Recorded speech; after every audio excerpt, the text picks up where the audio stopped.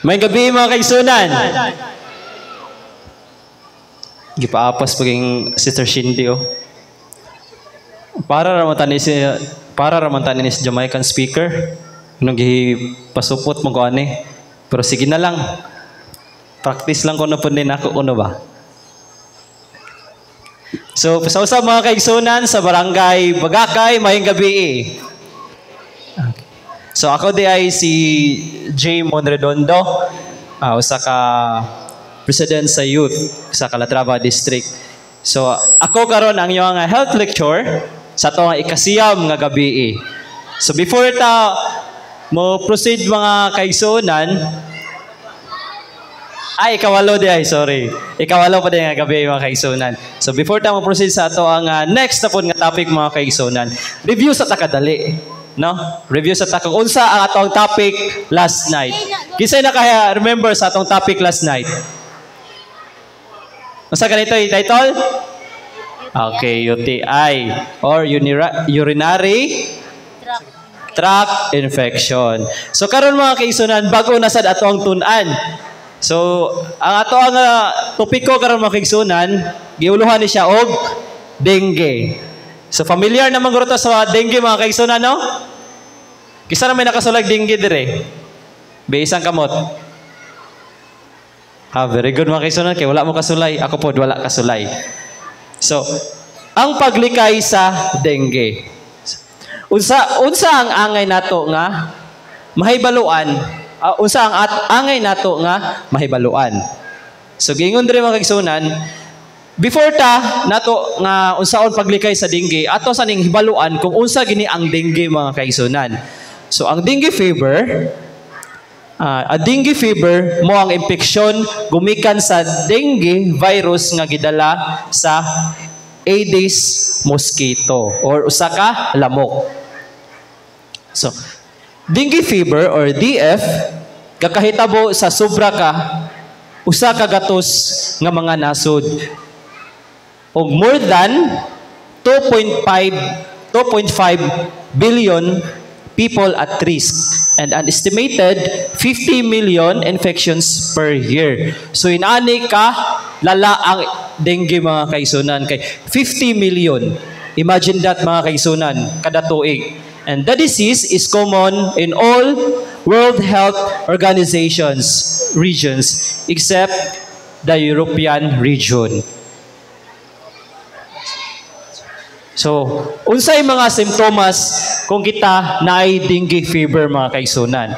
Una, galuya atong lawas. Murag dili ta ganahan mo lihok mga kaigsunan. Next, sakit ang atong ulo. Gapirmi na lang sakit ang atong ulo. Hilanat. So mo gini mahibalaan mga kaigsunan no? Kung hilantanon ganay ta, makulbaan ta. Kay basig nanatay dengue. O usa po na sa simptomas mga kaigsunan. Mga rashes, gasuka, o gapirmig suka o last sakit ang mga luta-lutahan. So mao ni mga simptomas mga kaigsunan. Usasad mao ni ang rashes uno-kanuka sa panit nga makita sa tawo nga may dengue. So ato makita mga kaigsunan, mao ni siya ang lawas or panit sa may dengue. Mga timailhan sa pagdugo. Una, dali mabunog o mapangos. Sunod, gadugo ang baba. O gadugo ang ilong. Next, gakalibang og dugo o itom na ang tae. So usa na siya sa simptomas mga kaigsunan. Og pula ang color sa ihi o may dugo ang ihi. Kusog ang pamenstruation or sa mga babae ni. O mga delikado nga sinyalis sa dengue.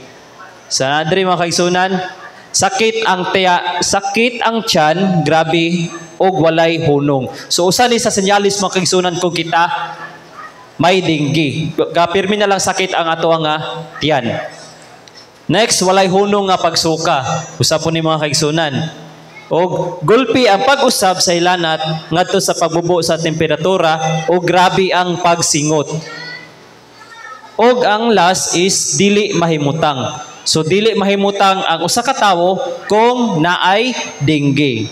Og nakahibalo ba kamo mga kaigsunan nga ang dengue or DF o dengue hemorrhagic fever or DHF mo ang pinaka-common nga sakit nga dala sa lamok sa tibuok nga kalibutan. Mao gini ang ato nga pirmi nga makuanan nga sakit mga kaigsunan. Ang kani nga dengue. Og daghan og delikado og pwede nga makapatay.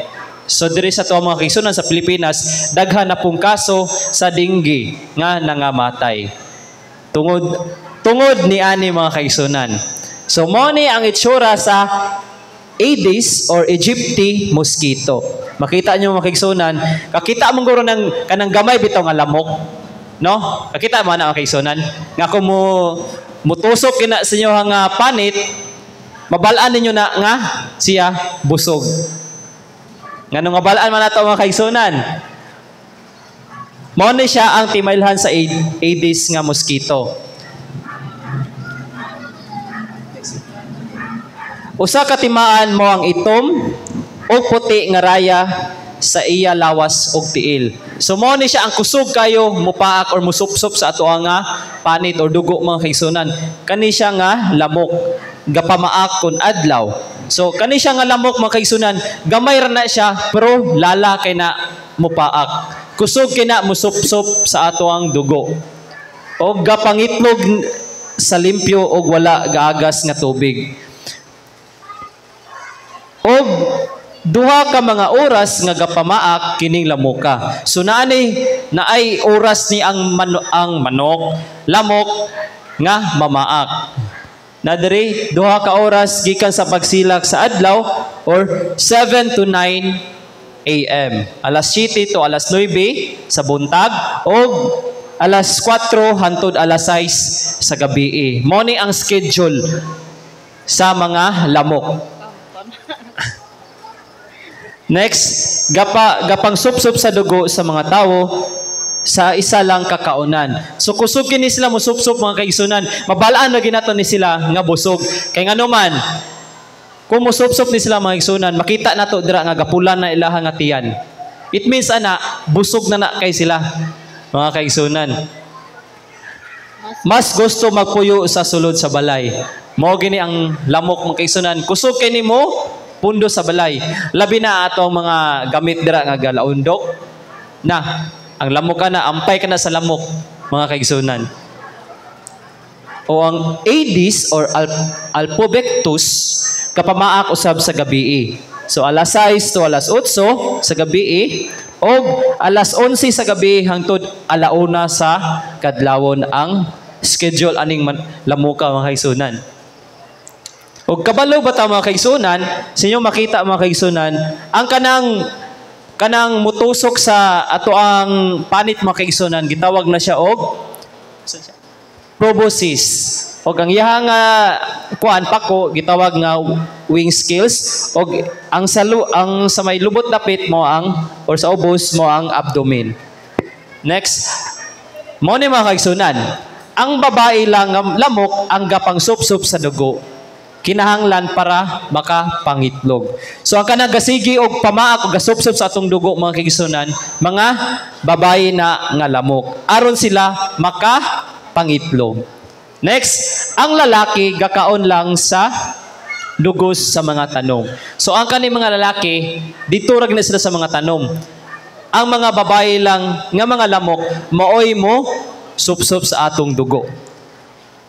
Og gapangitlog og 300 ka itlog sulod sa iyang kinabuhi nga 14 hangtod 21 ka adlaw. So inana kapaspas mangitlog ang lamok mga kaigsunan. Og mo ni ang life cycle sa lamok or ang Aedes mosquito. Makita nyo makagsunan mo ni ang itlog sulod sa duha hangtod 3 ka adlaw mahimon na siyang larvae. Next, sulod sa upat ka adlaw or hangtod sa 5 ka adlaw mahimo siyang pupae. Og ang last sulod sa 1 ka adlaw hangtod sa 2 ka adlaw mao na siya nga mahimo nga mosquito or Aedes mosquito. Okay. Sa unsang paagi nga mapasa ang sakit. So mao ni mga kaigsunan. Ang lamok mopaak og musupsop sa dugo sa tawo nga adunay virus. So dili labot pasabot mga kaigsunan ang kanang gapaak sa tuar na gapaak. Kung dili nato na siya mapatay, mupaak po na siya sa lain na pod nga tawo. Mao ni siya mga kaigsunan. Og iya kining mabalhin pinaagi sa pagpaak sa tawo nga maayo og lawas. So, ang usa ka lamok mopaak sa katunay virus og dili mapatay, mobalhin na po na siya paak dito sa himsog nga tawo. Og ang virus anaa na og dala na sa iya nga lawas. Mao na hinungdan nga makahimo og dengue. Og kini mao ang mga pamaagi kung unsaon nga likayan kini nga sakit. So adunay mga pamaagi mga kaigsunan aron malikayan nato ang kaning sakit nga dengue fever. Likayan ang lamok Aedes sa pagsanay. Una, kuha ang tanan nga tinubdan sa limaw nga tubig. Dumilii ang Aedes nga lamok sa mga tsansa nga magapamaak. So ang magapanganak diay. Pulo ka minutos ka mga buluhaton aron mapapas ang mga lamok. So ani adri mga kaigsunan. Una, ilisan ang tubig sa flower vase sulod sa duha ka adlaw. So kung kita yan naay mga tanong mga kaigsunan, dili nato na pinantihon nga ang kanang nasa flower vase nato nga tubig dili nato ilisan. So sulod sa duha ka adlaw ato din ang ilisan aron nga ang lamok dili magpundo diha. Sunod, kuhaon ang tubig sa flower pot plates sa salang-salang nga adlaw. So moato ani siyang ilisan alternate mga kaigsunan. For example, kuan ka nagtubig Lunes, ilisan na po nato na siya inog ka Miyerkules. Next, kuhaon ang naipon nga tubig sulod sa mga ligid. So kung naatay mga ligid mga kaigsunan, kung naamay tubig, atoa din ang hauson. Ato lang kuhaon aron ang kaning lamok dili magpundo og walay lamok sa ato nga balibot. Next, ikulob ang tanan nga balde og mga sudanan sa tubig. Kung naman tay mga balde mga kaigsunan or unsa nga mga butang nga sudanan sa tubig, kung wala na gamita, ato anang ikulob aron dili mapunduhan og tubig og dili mapuy-an sa lamok. Next, tabunan ang mga lungag sa kawayan kung wala kini ginagamit. Next, iyabo ang mga tubig nga naipon sa mga suludlan og tubig. Pero sa ni mga kaigsunan, kung naman tayo mga pundo dra nga tubig, pero wala na ito na gamita, ato din ang iyabo. Next, atong mga kanal. Kung naman tayo atong mga kanal, ato ginang permanentihon nga walay magpundo sa nga tubig kay ampay gina sa mga lamok. Og limpyuhan ang mga sandayong og butangan sa BTI insecticides kada bulan. So limpyuhan nato ng kanang kuanan daloy sa tubig bitaw kung bulan makaigsunan aron dili mopundo ang lamok. Iyabo sa ang mga bilin nga tubig sa ginaimnan sa sa dili pa ilabay sa basurahan. Usa po ni sa importante mga kaigsunan. Kung mag-inom man tag tubig, tapos dili nato mahurot og inom, labi na mga ice water, usa nato na ilabay sa basurahan, ato agi nang iyabo. Kay ngano man, kay og magpundo na ang tubig sa basurahan, daghang ging lamok ang mupundo dra mga kaigsunan. Or kana mga plastic bottle, mineral bottle, kailangan dili ta mulabay ana sa basurahan kung naapay tubig. Kailangan iyabugin nato na siya, isa nato na ilabay sa basurahan. Next, ipahibalo ang pamaagi sa paglikay sa dengue sa uban nga tawo. So mao ni mga kaigsunan, ato pong pahibalon ang ato mga kaigsunan, mga silingan nato para about ani aron pud sila ma-aware sa kaninga dengue. Og mo na mga kaigsunan nga cleanliness is next to godliness. So inaot mga kaigsunan, pinaagi sa ko ang mubo lang nga health lecture may tungod sa dengue, aduna kitay mga nakatunan mga kaigsunan. Once again, may gabi on God bless.